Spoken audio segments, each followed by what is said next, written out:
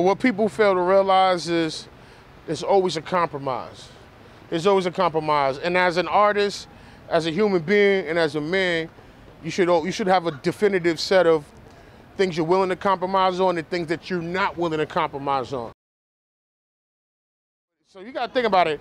If said corporation or whatever have you, they're looking at an event and they're like, okay, they're looking at a culture, okay, this battle rap thing is working, I want to throw a battle event. And they have, $800,000 to play with, you know what I mean? Do you really think, anyone of sound mind, you really think that they're gonna be like, all right, here's $800,000, I want you to do this, and they're gonna just have zero input, let's do whatever the fuck you wanna do? No, it don't work like that. That's not how business works. They have their parameters, their guidelines, and things that they want to see implemented. They're the ones that's fronting it. You know what I mean? And you're gonna be like, okay, well, I'm the authenticity, I'm the one that brings this to it, and I'm the one that brought this whole program to you. It's compromise. You guys are gonna have to find some line in the middle where both sides can be happy. That's just what it is. It's like a marriage, you know what I mean? Any relationship, the same exact way. You with your girl, you with your guy, whatever have you, the same exact thing. You know what I mean? It's a give and take. So it's the same exact thing when it comes to these guys coming in. So they're gonna want to implement X, Y, and Z because they have the money, and then you have the culture, you have the MCs, you have the talent. So, it's just, I don't think the formula has been created yet. It's like lightning in a bottle, So it may happen one day, who knows? UFF did a decent job, presenting authentic battles to the masses. I know 106 & Park got canceled, so I guess it didn't do, was well ratings-wise, I guess, as they had figured it would. I don't know. UFF helped 106 Park's ratings, but I think that was a sinking ship. It might have been too little, too late, I guess. Yeah, most people in my age range don't really watch 106 & Park. Let's say watching it with their nieces and nephews and shit, or maybe they got some kids that they had when they were freaking mad young or something. We haven't really watched it, but as far as the UFF, it was a good addition because it really brought a more authentic element to the world of battle rap to the masses. So that was a good thing. But still, there were things that you couldn't do there. I do private events. I did an event for Honda, and it's mad funny. So I did an event for Honda, and they were cool with everything, but they were like, no homophobia, and you can't say any anti-Japanese things. You can't mention Pearl Harbor.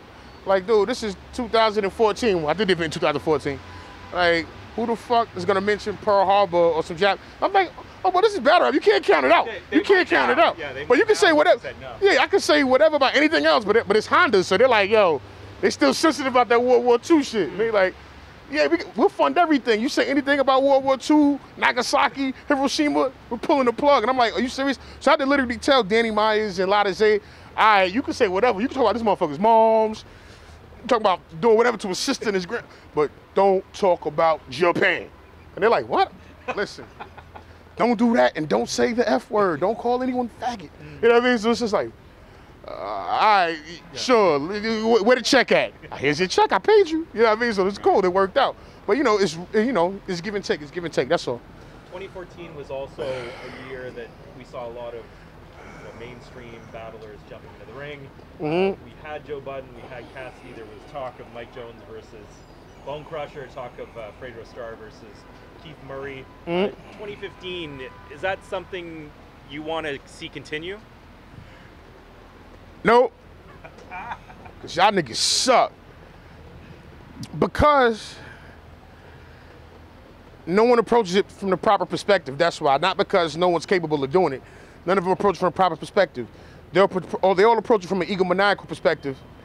They're automatically better than you because they have an established recording career, or they battled 12 fucking years ago, and they all feel that they're just so much better than the battle rapper when we're the reason that you got the spark again to write your rhymes, you know what I mean? Like, people don't turn on the radio for the most part for lyrical content, especially 2015, and this is no slight to the music that's coming on, but it's not the most lyrically inclined music. I ain't got no type, bad bitches is the only thing, you know what I mean? The song is tough. Lyrical content, no, you feel me? There's no lyrical content at all, you know, shit like that. So when you turn on the radio, you don't hear anything with a few exceptions. You know, you got the Kendricks and things of that nature, but for the most part, you don't hear lyrical content. You don't hear motherfuckers that's like, yo, this makes me want to write something. So what do they turn to if they want to get the spark to write? Why do you think people like Lupe is always fucking baiting battle rappers? Why do you think he's always trolling Disaster? Why do you think he's always, he did that thing with Daylight? You know, Lupe's a fan, but this is what gives him energy as well. You understand what I'm saying? If you listen to, you know, all the other shit that's coming out from the mainstream perspective, that's not giving anyone the inspiration to go in as far as pushing the boundaries as an artist. That's what battle rap does. And that's why y'all appreciate us. But the thing is, you appreciate it on some, yeah, like we the little homies. Nah, dude, we get more views than you. We pack out arenas, you know? Like, think about it. You look at the Cassidy battle. You look at the Joe Budden battle. Mad Child actually came back and won. So he's the only like established rapper that actually did well. Mad Child came back and won. And then you look at who else? Fredro. Well, I know as far as Onyx and stuff. I mean, they've been doing this since we were kids and all of that, and they still like do humongous events out in Europe and all of that shit. But with all the names that I mentioned, you know, if we were to put you as a headliner of a regular show, whatever have you, you wouldn't get a quarter of the motherfuckers that was there to see you battle. That's facts. You know what I mean? That's nothing against what you've done, you know. But the thing is, when you guys jump in the ring, you have to realize when you come over here, you have to abide by certain guidelines and rules. When people fight, you know, say, all right, boom, boxing. I've used an analogy before. You look at people that box. George Foreman retired. You know, if you guys follow boxing, George Foreman came back and he was the oldest heavyweight champion in history. He was like 40, I think 46 when he won the belt again. Okay. Don't quote me, I believe he was like 46 years old when he came back. When George Foreman first came out, when he was first fighting in the 70s, you know, him and Ali rumbled in the jungle, George Foreman was this fucking mean, evil ass, you know, like George Foreman was the meanest motherfucker in the ring, pre-Mike Tyson, you know, and then he retired, and then Ali actually, you know, Muhammad Ali actually, you know, was like, yo, you need to come back, you know, now that you're a changed man, you need to fight for God, da-da-da-da. So George Foreman came back.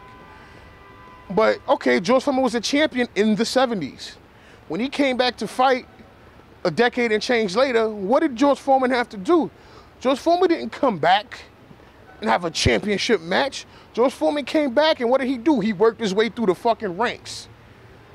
After he worked his way through the ranks, he fought for the chip, and guess what? He won. He won the heavyweight championship again.